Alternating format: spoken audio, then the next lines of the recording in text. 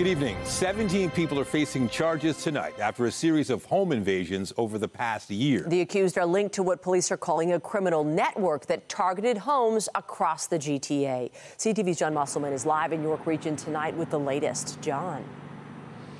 Well, Michelle, one of those home invasions happened here in Woodbridge, and it was one of the key parts of this investigation, which led to those multiple arrests. Hi, somebody just came into our house and tried to rob us and threaten us. Did they have any weapons? This chilling video was released by York Regional Police back in July, showing officers responding to a home invasion in Woodbridge on Christmas Eve last year. That's all I have.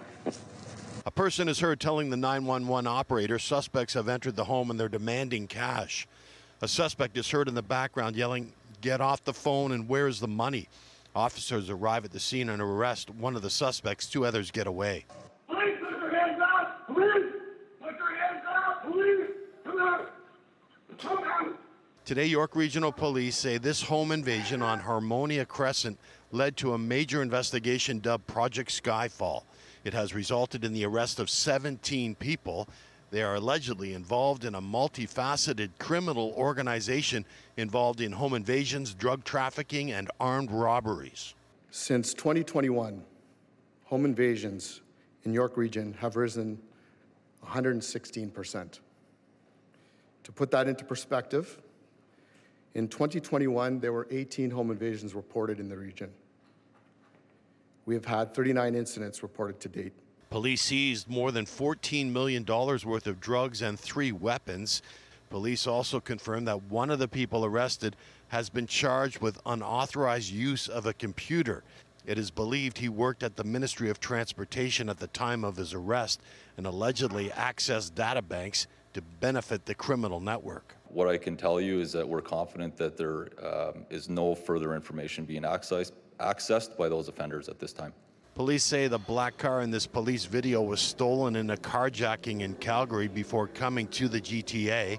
While we have seen an increase in these violent crimes, it may be impossible for homeowners to prevent a home invasion like this if criminals want cash or your cars. But Toronto police have put out recommendations in the past to reduce your risk, including keeping the car in the garage if possible, using security cameras, put security film on your glass windows, and make sure you have multi-point door locks on your doors.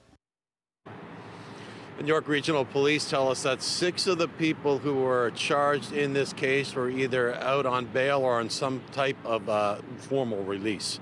Reporting live, I'm John Musselman. I'll send it back to you. Thank you, John.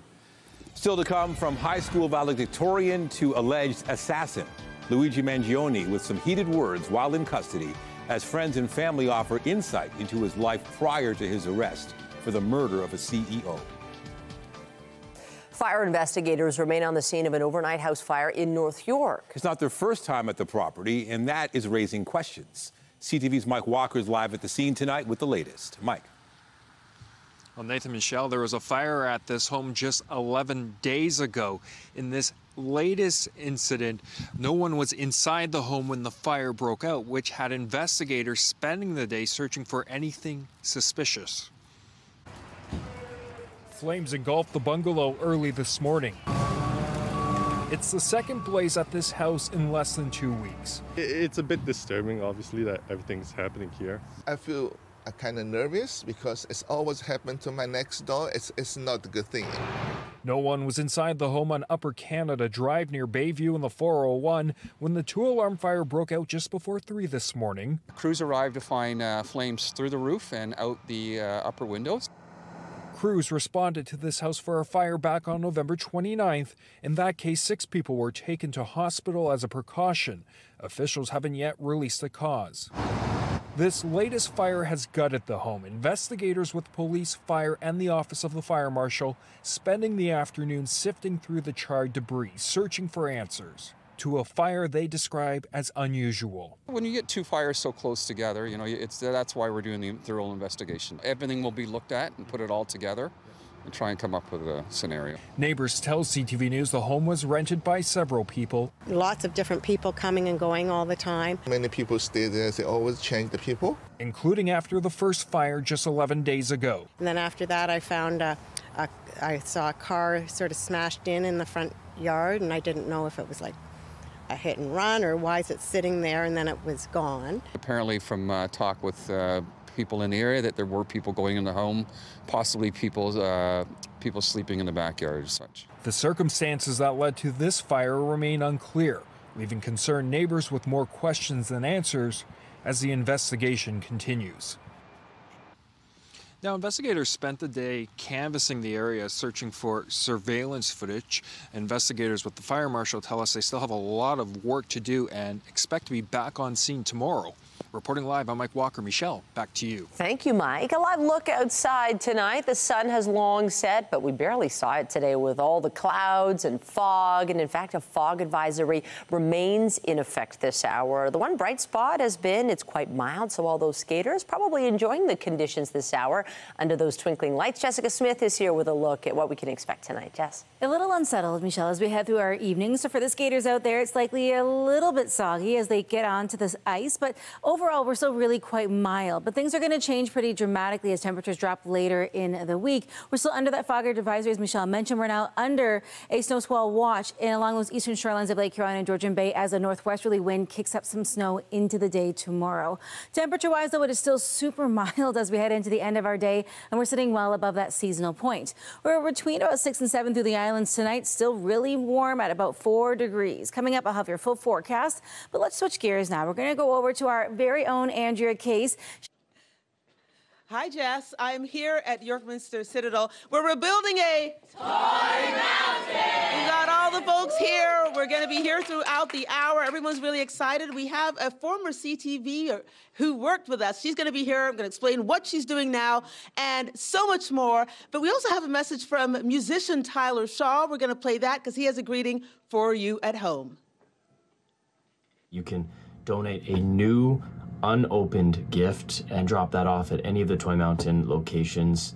You can check out toymountain.ca for more information and where you can find those drop-off locations. Thank you so much. Happy holidays.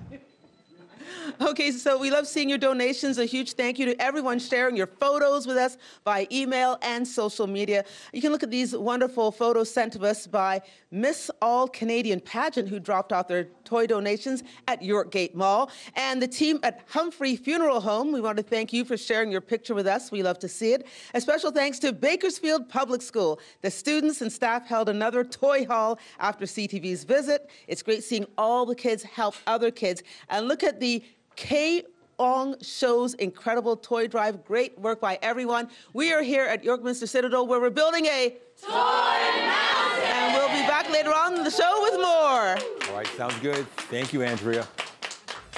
Well, coming up, a University of Toronto professor has been awarded the Nobel Prize. We'll take you to Sweden for the ceremony and show you the on-campus celebration honoring one of their own.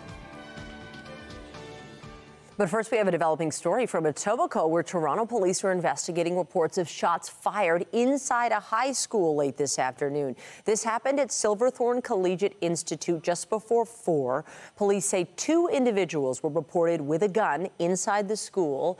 Evidence of the gun being fired was discovered by police, but no one was injured. Police believe the suspects left the scene. At this point, there's no description of those suspects. Staff and students inside the school, which had finished for the day, were locked down, but that lockdown has since been lifted.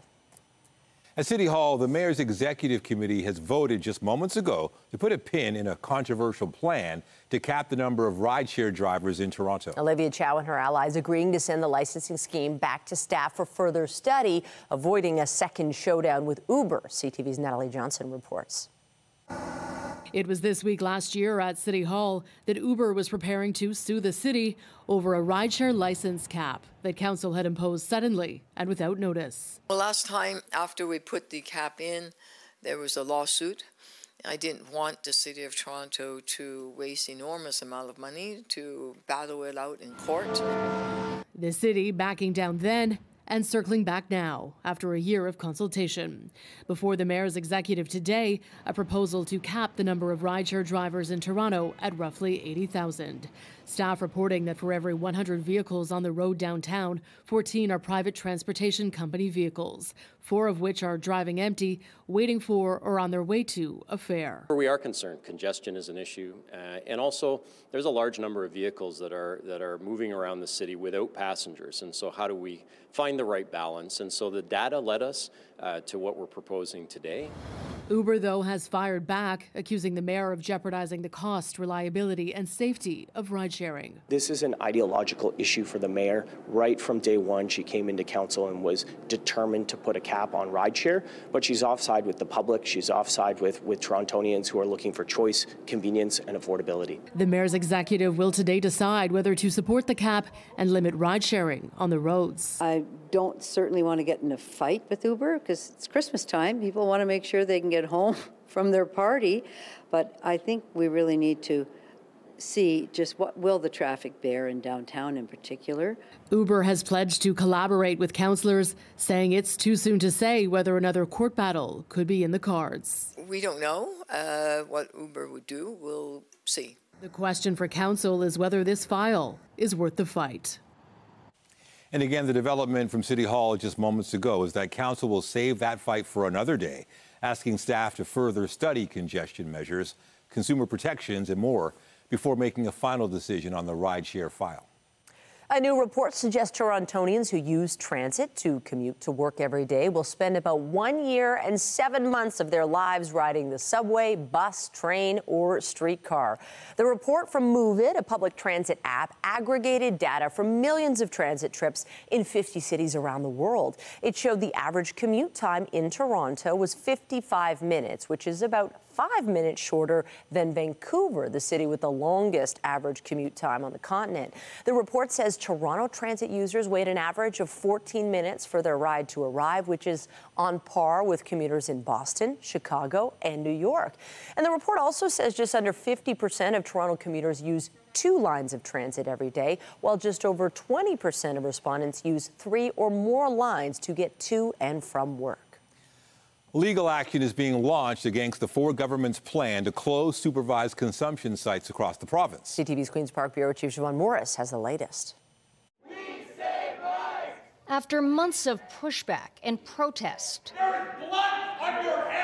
advocates for supervised consumption sites are turning to the courts. The so-called Community Care and Recovery Act violates Section 7, 12, and 15 of the Charter of Rights and Freedoms. That's the bill that prohibits consumption sites within 200 meters of a school or childcare center, forcing the shutdown of 10 across Ontario. With this court case, we're demanding our right to continue to provide this care and save lives. Lawyers working pro bono for the operators of the site in Kensington Market say the legislation infringes on the right to life, liberty, and security. People who use drugs will no longer have access to those services, and as a result, face a dramatically increased risk of death by overdose. They'll be forced to result to unhealthy and unsafe consumption, putting people like Katie Resendez in danger on a daily basis. Please be aware of the devastation that will occur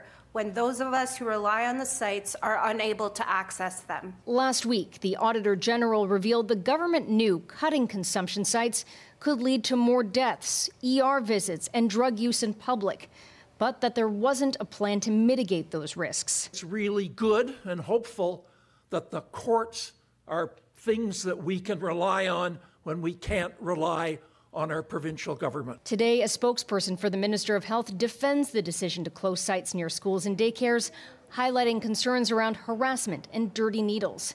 Enough is enough, she writes, saying the government's taking action to protect children and their families while taking the next step to create a system of care that prioritizes community safety, treatment, and recovery by investing $378 million to create heart hubs. Those heart hubs are supposed to be up and running before the supervised consumption sites close at the end of March. The lawyers on this case insist they will get a court date before then. They may also ask for an injunction to pause any closures. At Queen's Park, Siobhan Morris, CTV News. The latest now on the Canada Post strike, and it does not look encouraging. The Crown Corporation saying it sees no end in sight. Yesterday, the union sent over its latest offer, which includes wage gains and job protections. Canada Post is reviewing the offers, but says Cup W has, in some cases, increased its demands or reverted to previous positions. The union insists the corporation has not backed down on what it called numerous rollbacks to pensions, benefits, and salary increases. This is day 26 of the work stoppage. He was the most wanted man in America, and overnight, a suspect was charged with the murder of United Healthcare CEO Brian Thompson. Luigi Mangione is being held in a Pennsylvania prison, facing charges for gun possession and lying to police. With more, here's CTV's Joy Malbin from Washington. Arriving in court in handcuffs, Luigi Mangione was shouting, struggling with officers in Pennsylvania. New pictures show the 26-year-old eating breakfast at that McDonald's before a 911 tip led police to arrest him. He didn't even think twice about it. We knew that was our guy. Once we found out his identity, we took it from there. They asked if he'd been to New York, and officers say he was nervous and began shaking. Overnight, prosecutors charged Mangione with murder for last week's targeted killing of United Healthcare CEO Brian Thompson. Searching his backpack, officers found a ghost gun similar to the weapon used to kill Thompson, along with multiple fake IDs, $10,000 in cash, and a handwritten manifesto slamming United Healthcare. He wrote, "These parasites had it coming. I do apologize for any strife or trauma, but it had to be done." From a high school valedictorian and privileged upbringing, now accused of murder. Family and friends are stunned and distraught by his arrest, saying he became reclusive and was reported missing last month. He confirmed that he had surgery, and he sent me the x-rays. It looked heinous with just giant screws going into his spine. I don't think anyone should feel bad about this. Thompson's killing unleashed a torrent of hate online against the health insurance industry, and the vigilante in the mask hailed as a hero.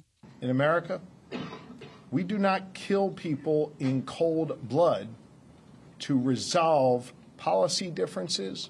Hear me on this. He is no hero. Mangione was denied bail at a court hearing this afternoon and will fight extradition back to New York, where he faces that murder charge. Joy Malbin, CTV News, Washington. In Syria, an interim government has been set just days after the longtime dictator was overthrown.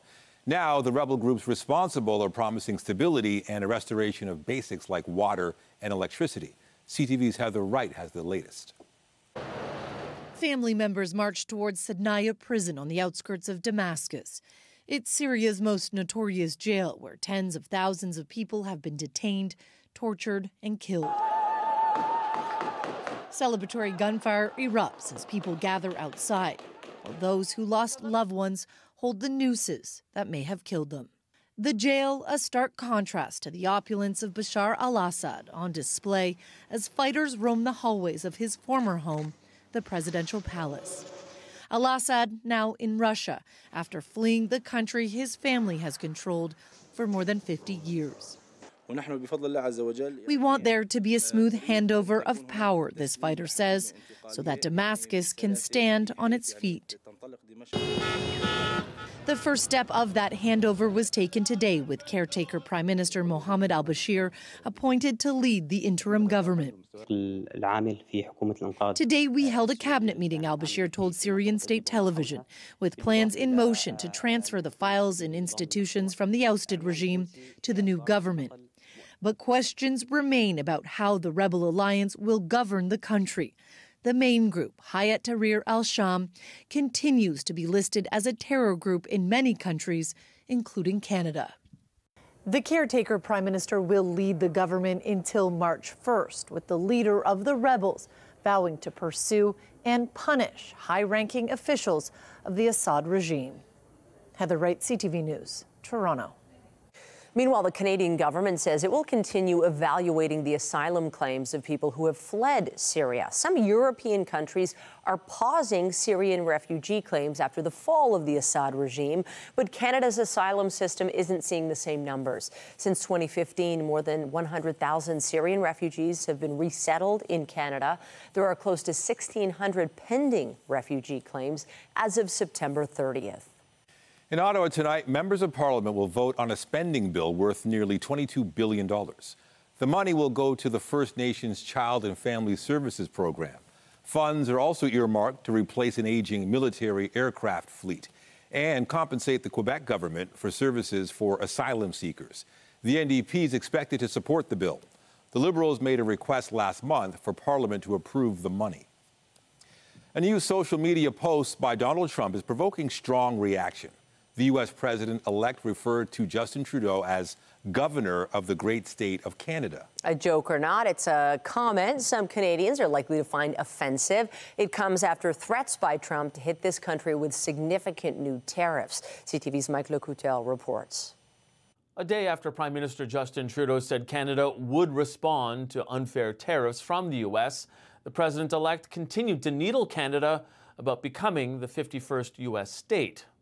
The post refers to Trudeau as the governor of the great state of Canada, twice, a continuation of a comment he made during that dinner at Mar-a-Lago where Donald Trump suggested if our country can't survive without a trade imbalance, maybe Canada should become the 51st state.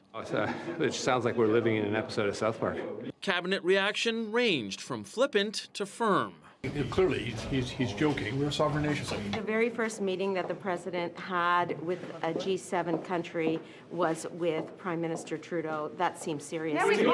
While federal politicians tried to downplay the war of words, Ontario's premier seemed to amp it up while boasting about his province's prowess in manufacturing. And you wonder why, the President-elect Trump wants to put tariffs? Because we're a threat to the U.S., because we're a manufacturing powerhouse. We created more manufacturing jobs last year than all 50 U.S. states combined. Flavio Volpe was involved in renegotiating the new NAFTA, and he says the real test will be when the countries sit down to crunch numbers. And I know what the price of steel and aluminum and critical minerals are, and I know where they have to go to get that. So I know that they know how important we are to them for lots of reasons. Now, Trump is threatening 25% tariffs because he claims illegal migrants and drugs are flowing into the U.S. over our border. Can we expect a border plan before the House rises? I hope soon. Now, that possible border plan could be on the agenda tomorrow when Trudeau holds another virtual meeting with premiers to discuss Canada-U.S. relations.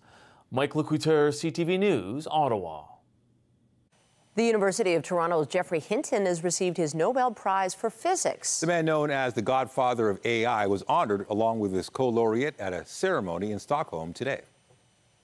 Professor John Hopfield and Professor Geoffrey Hinton, you have been awarded the 2024 Nobel Prize in Physics for foundational discoveries and inventions that enable machine learning with artificial neural networks.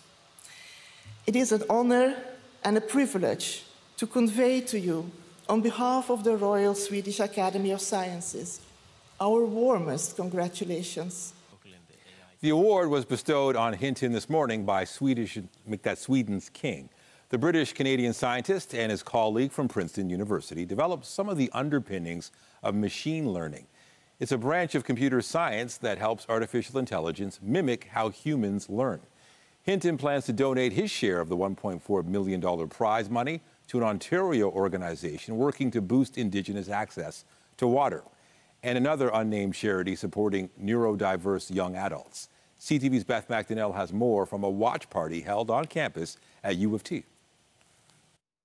The renowned computer scientist is known as the godfather of AI, and today, University of Toronto students, faculty, and staff gathered for a celebratory watch party to see one of their own accept the prestigious Nobel Prize in Physics. A Nobel is a particularly rare and momentous occasion, and so we're especially excited and jubilant about it. I think, Geoffrey Hinton is a superstar, and he's a celebrity here for sure. The university says coming together for the ceremony in Sweden, being handed his medal by the king, is a chance to show off Toronto talent and share the joy with the community. His work that leads to the foundations of modern AI, it really touches on all facets of society, right? If you have a smartphone, if you watch Netflix, if you buy a product on Amazon, you are influenced, whether you know it or not, by AI somehow.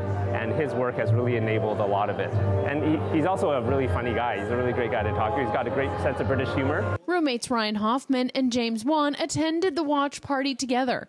They're both interested in artificial intelligence within their chosen fields of study. For them, seeing Hinton accept the prize was a special moment. It's definitely a thing of pride and respect for him, for what he's done for the university. And it was also an amazing feeling clapping and celebrating with the other students, professors, and community at large. To realize that someone who is actively in our communities, who is actively contributing to our student welfare, achieves such a greatness, it's truly aspiring. It makes me at least want to do more and contribute more. It was a special event, too, for people who have crossed paths with Hinton, now a professor. Joseph J. Williams says Hinton pointed him in the right direction in his career. And so I think that we need to take this excitement and not just pat ourselves on the back. We have to say, how does you, every one of us, do something to help the next person win a Nobel? Inspiration for more greatness as everyone cheers on Hinton for the Nobel Prize. Beth McDonnell, CTV News. Coming up, trending in the right direction, we look back at the most searched Google topics for 2024. What intrigued Canadians the most? Just ahead. And I'm Pat Foran. Coming up on Consumer Alert, are you planning to rent a car over the holidays? If you are, make sure you have the proper insurance. A Scarborough man rented a car to go to Alberta and got caught in a hailstorm. Now he owes the rental company more than $18,000. I love that story. That's just ahead. And we've stepped into a bit of an above-seasonal trend as we began the work and school week, and today was no different. As we head in towards our Wednesday evening, though, things take a sharp turn and we are cooling down, but that's also a short-lived trend. Coming up, I'll have a full look at your long-range forecast. And stay with us. We have another full night of great shows for you right here on CTV.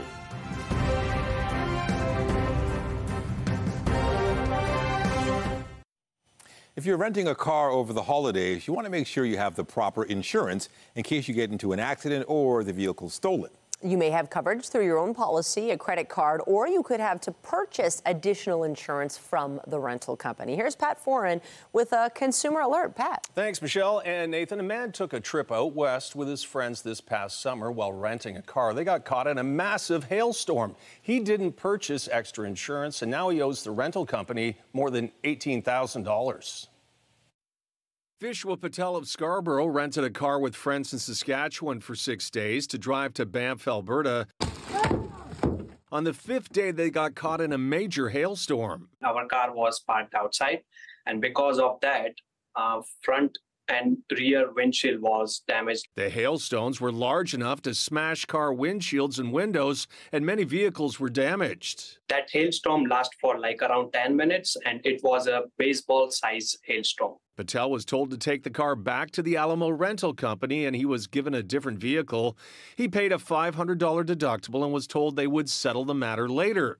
But Patel was shocked to find out the total cost of the hail damage was more than $18,000. That was like totally surprising for us. Patel did not have car rental insurance with his insurance company or his credit card, and he didn't purchase additional coverage with Alamo. We didn't get protection for that. Your auto insurance policy will cover you for damage caused to a rental vehicle if you purchased that coverage. The Insurance Bureau of Canada says you may have rental coverage through your own policy or your credit card, or you may have to purchase additional coverage from the rental company. Policies may also have limitations of the size and value of the vehicle you can rent. Find out exactly what the coverage is, because the coverage may not be the same from one rental company to the next. When CTV News reached out to Alamo, a spokesperson said customers are financially responsible for damage damage or theft that occurs during a rental transaction.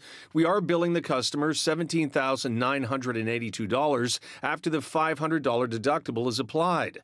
This repair estimate was provided by an independent third party. Patel says a collection agency is now after him to pay up, and he says it's money he doesn't have. I am not able to pay that much money. It's too big for a person like me. And you also need insurance in case of theft. We did a story with a driver who rented a pickup truck that was stolen. He thought he had theft coverage, but didn't. He had to pay the rental company $50,000 to cover the loss. On your side, I'm Pat Foran. If you have a consumer story idea, email us at alert@ctv.ca. All right, let's talk about the forecast. It just seems like depending on when you are, it could be anything today. A lot happening. I think there's not a lot of sun happening, which is, I feel at this point, we're a bit starved for it. You really miss that sunshine. We do get it before the week is done, but it comes at a price. It'll be significantly colder outside. So there's a bit of a trade-off this time of year when you lose that cloud cover. We are, though, holding on to weather well above seasonal throughout the day today. This continues into part of the day tomorrow before a significant cool down. So it looks a lot like Christmas because of the decorations outside, but the weather not so much. All that snow we had that kind of came throughout the last couple of days, mostly gone now in the GTA thanks to all of that rain. And the fog we had early on today really hasn't changed. We got a bit of a break early afternoon. The sun tried its best to make an appearance, and it kind of helped to burn off some of the fog, but a lot of that returns this evening. So keep that in mind and give yourself that extra time on the roads. Now, temperature-wise, heading into this evening, it remains above seasonal, even with a more northerly flow to the wind. The winds are so light, it's not having too much of an influence. We're still sitting at 7 degrees right now, 7 through Windsor, 0 through Ottawa. Anywhere north of Sudbury, though, significantly cooler. Now, into this evening, we'll see a more northwesterly flow to the winds that will kind of add a bit of that chill to the air, but it's still quite damp out there. But we're warm. We're sitting at 4 degrees. We should be at -5, and almost everybody sitting well above seasonal. We should be at -11, for example, through Parry Sound, and we'll be at the freezing mark as we head through this evening. Into the day tomorrow, we start off not too bad, all things considered. The likelihood of active weather is later in the day, but we're sitting again at 5 degrees. But it's as we head into the early evening overnight that we see this sharp cool down, and it's going to get cold. So whatever is kind of soggy out there will likely freeze a little. The bulk of the system that we had will continue to push out overnight, sitting most of it south of the border and then predominantly affecting Atlantic Canada and areas along the Atlantic coast. For us, we're watching a weak low make its way in, set to bring some snow along those eastern shorelines of Lake Huron and Georgian Bay. They're under a snow squall watch again. And if you live in those areas, you know that this is pretty standard for this time of year. For the GTA, though, we're looking at these showers continuing again into the early evening. As we approach midnight, the bulk of it is gone. Starting your day tomorrow, cloudy out there, but again, pretty mild. We're holding on to the chance of showers, even a little bit of mixing north of Aurora and Peterborough. And then we watch for those flurries, to move in along those eastern shorelines of Lake Huron and Georgian Bay, again prompting those snow squall watches. First you watch and then you warn. That's how those kind of go. So we have the right conditions for snow squalls to be quite severe, but we'll keep an eye on that throughout the day tomorrow. Into the evening, we're watching for the best chance of those flurries to make their way through, but again, it's trace amounts at most, a lot of it not accumulating much on the ground. And then into your Thursday morning, we see a little sunshine out there, but we are watching for midday flurries, and then the kind of likelihood of those lake effect bands sticking around isn't really changing at all.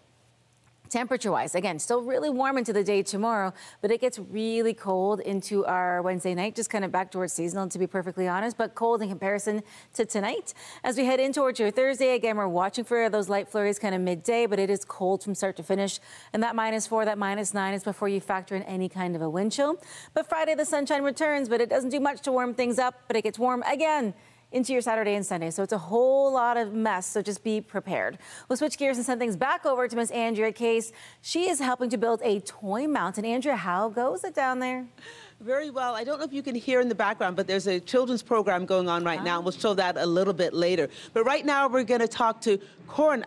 Anyone who knows me knows I'm really bad with names. So I remember Corin on the cob. So Corin, who is here from the Salvation Army. That's what they told me to have to remember her name. We are here at the York Minster Citadel. How happy are you here to see us today? We are delighted that you are here with us today, and the partnership of Toy Mountain is absolutely amazing, as we are able to help a number of families that come to us for assistance with these wonderful toys and just help people just feel loved and cherished at this time of year. Well, speaking of loved and cherished, I hope someone's looking after you, Liz, because Liz has broken her foot, but she is a trooper, and you are here. Tell us about some of the programs that go on here. I know the children's program is going on right now, but what else goes on? Well, the Yorkminster Music Academy, with our food bank and our family services program, we really try to build bridges into the community and into our church. So we really encourage families that are coming to the food bank or getting other assistance to perhaps take a look at the Yorkminster Music Academy, see if it's a fit for their kids, try and come out on a Sunday if they're looking for a church home. So, you know, we really try to make those bridges into the church.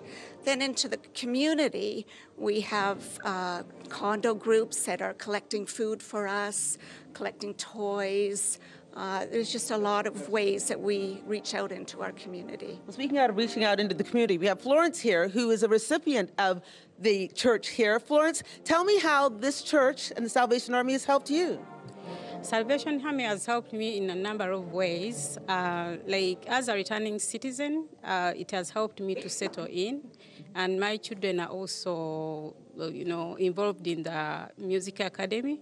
I've also did my placement with the Salvation Army, which has helped me to gain skills. And the volunteering also has helped me also to gain the skills that I use at my workplace. Wonderful. Yes. Well, we're going to move along because we have the folks from Four Elms Seniors Home. Now, this is Sarah Vero. Now, those of you who don't know, Sarah used to work with Tom Brown and Anwar as a producer here at CTV, but she's moved on to the bigger kids and now has the folks from Four Elms. So who's going to talk for Four Elms? Not you, Sarah. Who wants to talk real quick? Let's go. Okay, let's go over. And what's it like getting toys for children? Because you don't have to do this. It's something as a senior you want to do. Wonderful feeling in the world. Just giving back, helping.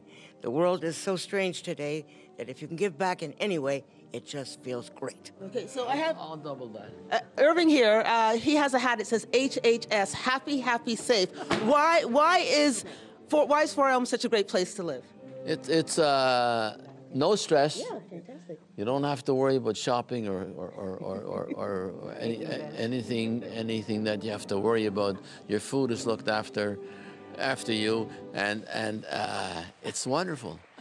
And you're wonderful, because they're telling me to wrap up right now. And your lovely wife is here also. We've got the folks here. We've got the program going on, the music program, so much more from the Yorkminster Citadel as we raise a toy mountain. Back to you. Woo!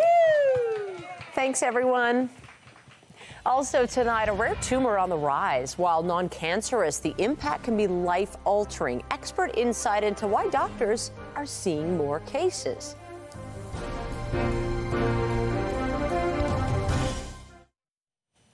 If you've never heard of acoustic neuromas, that's no surprise. They are a rare form of tumor. But as CTV's health reporter Pauline Chan tells us, cases are on the rise. Here's why. I'm retired and trying to have fun being retired. Fun for Gwen Pinto used to be sports and traveling until she was diagnosed with an acoustic neuroma last year.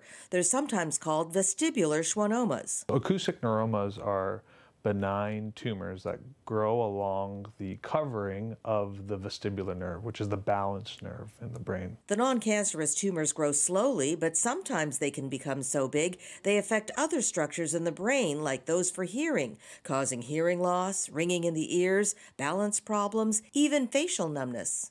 And it affects not only your balance, but your whole perception of how your day is feeling. So your head feels a little bit wonky. For many patients like Gwen, a watch and wait approach is recommended, but for others, radiation or radiosurgery to shrink the tumor may be needed. Therapies such as vestibular rehab may also help. It's a rare tumor, says Dr. Farshad Nasiri, but numbers are on the rise. Roughly between 1 in 50,000 or 1 in 100,000 people might develop an acoustic neuroma, and that's a very rare tumor to occur in the brain.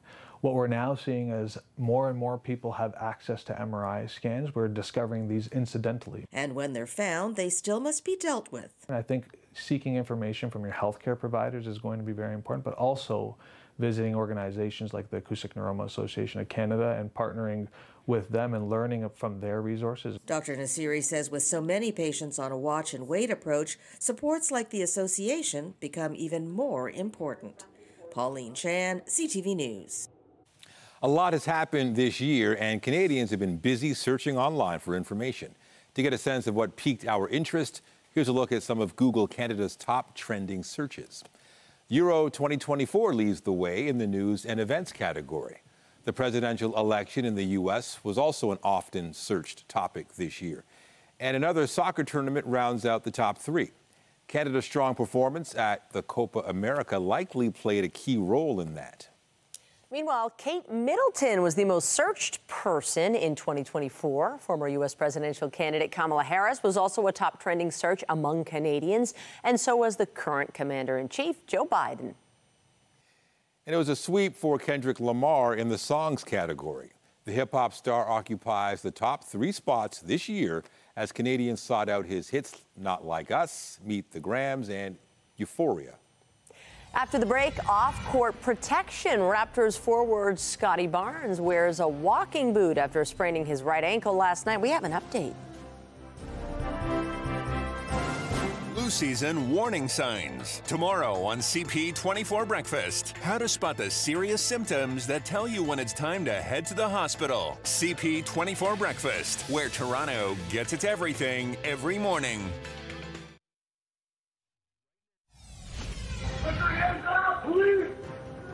Updating our top stories, 17 people are facing charges after York Regional Police broke up what they say was a home invasion ring. Police say several homes across the GTA were targeted over the past year. More than $14 million in drugs and 3 weapons were seized. When you get 2 fires so close together, that's why we're doing the thorough investigation. For the second time in just over a week, firefighters were called to a home near Bayview and the 401. A 2-alarm blaze was reported just before 3 this morning. The first fire happened at the home 11 days ago. The Ontario Fire Marshal's office is now investigating. And the Ford government's plan to prohibit safe consumption sites within 200 meters of a school or child care center will now face a legal challenge. Lawyers say the legislation infringes on the right to life, liberty, and security and will put people in danger. And remember to keep up to date day and night at ctvnewstoronto.ca and by downloading the CTV News app. And if you have a news tip, photos, or video of breaking news, let us know. On the markets today, the Canadian dollar was unchanged at 70.56 cents U.S. Oil was up $1.20 a barrel, closing the day at $55.77. And the TSX closed down today by just over 121 points, finishing at 25,504.33. The Business Report is brought to you by Canadian Western Bank, the bank built for business. The Blue Jays are reportedly trading for second baseman Andres Gimenez. Now, the 26-year-old spent the last 4 seasons with the Cleveland Guardians. Gimenez is a defensive specialist, winning 3 Gold Gloves and a Platinum Glove in his time in Cleveland. So far, it has not been reported what Toronto is sending to the Guardians in return for Gimenez. The Toronto Raptors have confirmed Scotty Barnes has a sprained right ankle. The team says he's wearing an air cast boot just for protection. X-rays were negative and further imaging was scheduled to be done today. Barnes is averaging 20.6 points, 8.4 rebounds, and 7.4 assists this season. And to swimming in Toronto, Summer McIntosh has won the Northern Star Award, named Canada's Athlete of the Year. It's awarded annually by the Toronto Star and is voted on by sports journalists from across our country. The 18-year-old won 3 gold medals in Paris, becoming the first Canadian athlete to accomplish that feat at an Olympic Games, summer or winter. Today, she won gold in a world record time at the Short Course World Championships in Budapest. Go tell it on the mountain. The kids are singing inside, but of course, there's still time for you to donate to Toy Mountain. Come to any Salvation Army location, bring a new unwrapped toy, just as all these people did, and make a child's Christmas special. We're going to send you inside right now because the kids are performing, and listen to them as we go to commercial.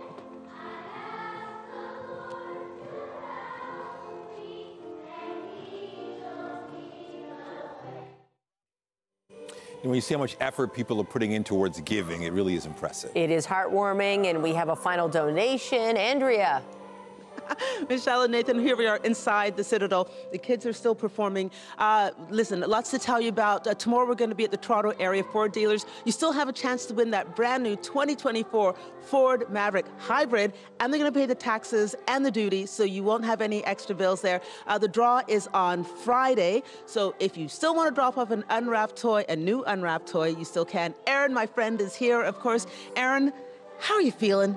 Feeling so good. How can you not feel inspired and excited when you hear this music behind us? The York Minster Music Academy, it's so great to be here listening to them and seeing some wonderful donations of toys, new unwrapped toys to the campaign. You know, I'd like to say, oh, the campaign is over, we don't need any more help, but we still need help. What do you need, Aaron? We still need help. You know, if you're thinking of donating a new unwrapped toy for babies, that's 0 to 3, or tweens, 10 to 13, we really need some toys for those age groups. So please, if you can, donate. You can visit toymountain.ca to learn how to make a monetary donation as well. And yeah, if you can't, send money. If you can't buy gifts, send money. Well, that's it from here. We're going to send it back to the studio, and at the end of the show, we're going to hear more from the kids. I'll send it back to you. Ooh, we can't wait for that. Thank you. Thank you both. Thanks, everybody.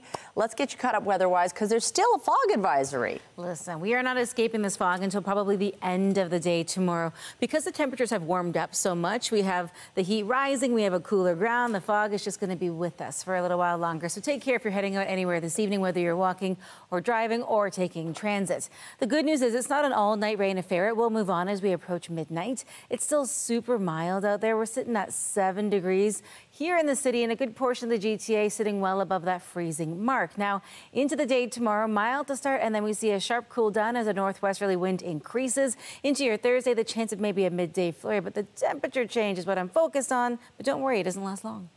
That's good to hear. Thank you, Jess. And that is it for us. But you can join Todd Vanderhayden tonight at 11 for CTV National News, followed by Natalie Johnson with your next local newscast at 11:30. Meantime, our coverage continues anytime on CP24 and at ctvnewstoronto.ca. For Jessica Smith and the whole team here, thanks for watching and have a wonderful night.